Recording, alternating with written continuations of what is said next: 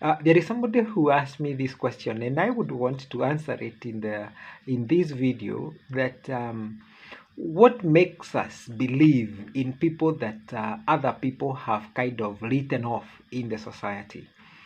What is it that makes us keep believing that people who have are struggling with issues of addiction, people who are struggling with issues of mental illness, people who are struggling with issues of lost opportunities, we would make them our primary clients and believe in them and spend time with them?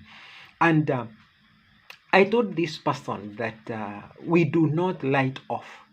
Anyone who has a life within himself or herself is a candidate for greatness, just like somebody who have always known the best care, the best provision, the best encouragement, the best of everything.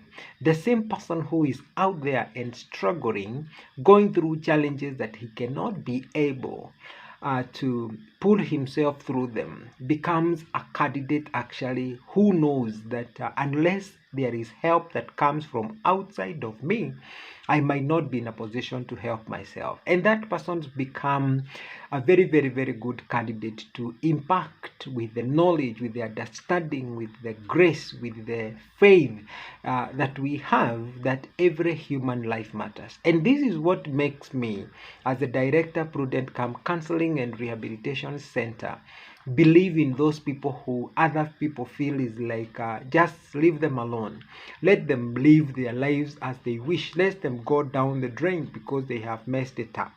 And I come in and I say, I look at what one of the scriptures, which was actually a quotation or a quote that Jesus made, and he said that it is not that we chose him, but it is him who chose us. And if we look at some of the people that actually God himself chose, and they are recorded for us in the Bible to read, they are people who didn't have a very, very good history. We look at somebody like Moses. He had murdered somebody. You would write him off from a human perspective. You look at somebody like Saul, you would light him off because he was a persecutor of the church. And these are the people that God came for. And I believe for a reason, their history, their records are written down for us, that we may be able to have the mind of God and how God works. And looking at the people that I have ever gone through the process of rehabilitation with, people who are doing great, people who are out there and serving their families and becoming employers, becoming great people in this land, becoming even national leaders. There are people that I know in that caliber who have gone through our process. Looking at people who have had their families rebuilt back, and looking at their children who has become great after their families have been reconciled and brought back together.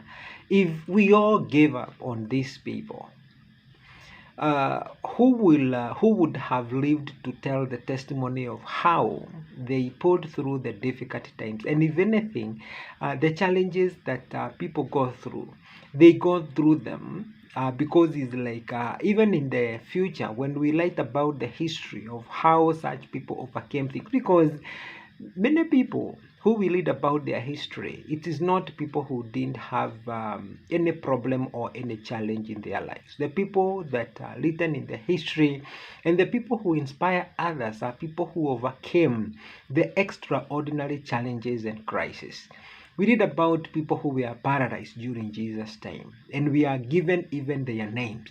We are told about such guys like Bartimaeus, who was a blind man, a man who cried out to Jesus. It is out of the crisis. Guys who are in addiction today, guys who could be struggling with mental health, people who have been written off, people who have really messed up things in their lives. These are the greatest guys that the future and the history, as it's written in the future, will be remembered. But the cool guy who got about his business and his everything, he doesn't attract any criticism or anything, very high chances that that person might not even be read about in the history. but guys who have been rejected, people who have been disowned, people who have been abandoned and kind of written off, when they pull through, their testimony become great. And that is why I am a very, very good friend to people who are struggling in issues of addiction. If we can be able to give them a sense of believing in themselves again, a chance to rethink about their life and where they want to go, this is something I can do over and over again. So I wanted to answer that question why somebody asked me, is like, why, Amos, do you find a lot of energy in kind of keep on talking to these people and reassuring them and giving them hope? Because I didn't create them. God created them, and He gave me a burden to rescue these people and to give them hope that there is something that God is up to with them. So these are the people we serve at Prudent Camp Counseling and Rehabilitation Center. We are based in Thika. We preach God to them. We preach them about the 12 steps of AA. We do relapse prevention. We do family therapy.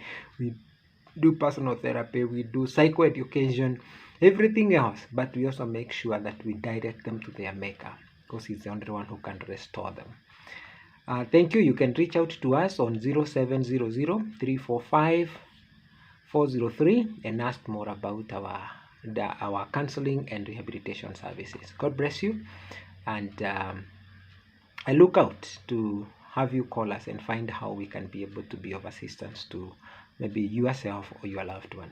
God bless you. Thank you.